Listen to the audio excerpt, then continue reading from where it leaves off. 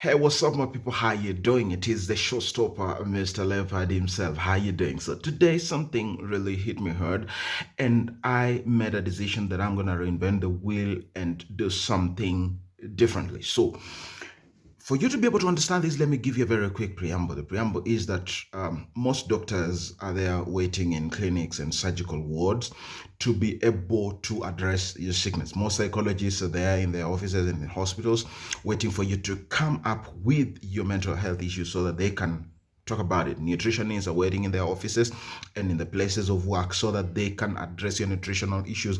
And most of the times, it is after the damage has been done. Public health officials, the same way. So, and so are the lawyers. They're also waiting for you to come on the table so that they can help you navigate your legal issues. So today, I just want to reinvent the wheel a little bit. And this is the point. I'm asking myself, is it possible for some of our fields to be proactive in such a way that they achieve the element of preventing, and not only preventing, but equipping the society and the community in such a way that they are well equipped to even avoid those pitfalls, and should the pitfalls happen, they can walk right through them, but finally do what we conventionally do, which is solve those situations that are at our disposal. So very quickly, I want to speak from a psychological perspective and just break it down like any common person can grasp it. And so let me talk about parenting. And I want parents to take home a few notes depending with the age sets of their children. I may not address everything, but I'll be quick. So I want, if your child is 1 year to 18 months, let's call it from birth to 2 years, I want you to understand the most fundamental need of that particular child.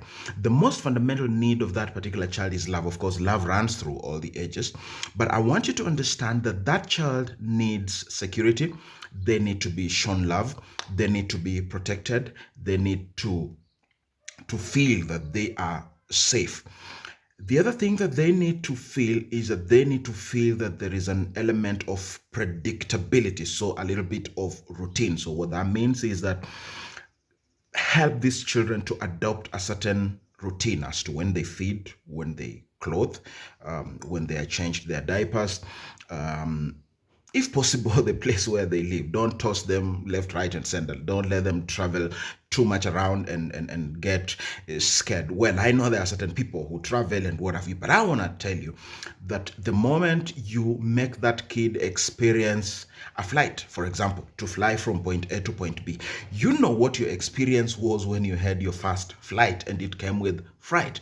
So do not expose this kid to a lot of fear, a lot of anxiety. Do not expose this kid to a lot of disruption of routines. That is the most important element of a child around that, because the skill set that the children develop at that age is something that we call trust and mistrust. So the kids need to feel that they can trust their caregivers, whether it's the mother, whether it is the father, whether it is a bigger sister, a grandmother, or a house help.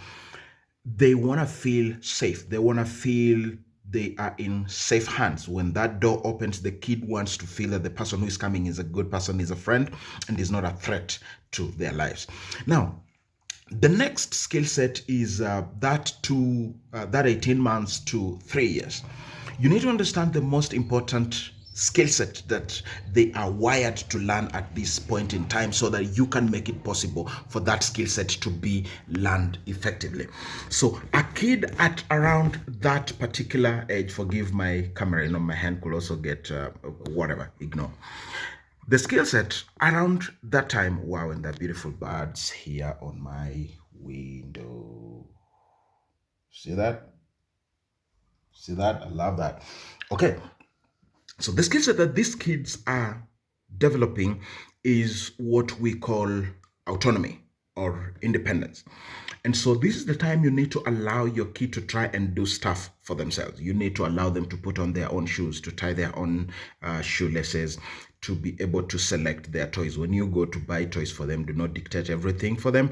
Allow them to pick those things. Allow them to put on their shoes and to dress up. If they make mistakes, help them. If they fail, then you need to protect them so that they don't fail too much. Because if they fail too much, they start feeling shame. So independence is the skill set that you need to expose these kids to. Now, when they are now moving up to 5 or about 6 years, from 3 years to 6 years, the skill set that they are now adopting is what we call initiative. So allow them to make friends, allow them to initiate friendships, allow them to be able to decide that now they want to go to play, and now they want to watch TV, and now they want to do that. Now have conversations with them to help them moderate what they need to do and what they need not to do, but allow them to make the initiative to do it. If you don't make this happen for your kid when they are much grown, they will be failing to make initiatives of their own. So those parents that are very controlling, those parents that call themselves strict disciplinarians, and their children sit back, they won't do anything unless daddy has said so. They won't initiate to do something unless daddy has said so. I was that kind of a parent with my firstborn, and I've had quite a lot of work to do because of that, because daddy was all over the kids, making decisions for them and guiding them on what to do, and they thought they were showing love, but that was also too controlling. So that is the skill set for the kid at around that age. So the last set I'll talk about is the skill set that is required between the age of 6 years to 9 years. Now, that particular group, they want affirmation. They want to be told they are good. They want to be told they are handsome. They want to be told they are strong. They want to be told they can make it. If they come from school and they have not performed very well, encourage them and tell them you can make it. You can do it. You are capable. You are more than able to do this. Do not discourage them. Do not spank them. Do not make them feel demeaned, disrespected. Do not make them feel like they are not good enough, because that is the time they are developing a skill set that we call inferiority or superiority. So allow them to compete, allow them to go out and play, allow them to race, allow them to try play a musical instrument, allow them to try something so that they can feel they are competent at something, they can feel they are good at something, they can feel that they have something that is unique, that is great, and they are capable, and they will feel superior in their lives and strong enough to face life. If they don't develop this skill set, they will always feel they are inferior and they are second, third, and fourth tier compared to others, and when life situations show up, they will not be able to dare themselves to do things because they have always felt inferior. From there, we can talk about the other stages another day, about the adolescence, about relationships with the opposite sex from the age 20 going up, and the other stages and what's happening all the way up to old age. So thank you. It's been the showstopper. I hope this is helpful, and let's keep communicating. Go to my YouTube channel, Mr. Leopard Ingwe TV, and subscribe, and let's keep these conversations going. Shalom.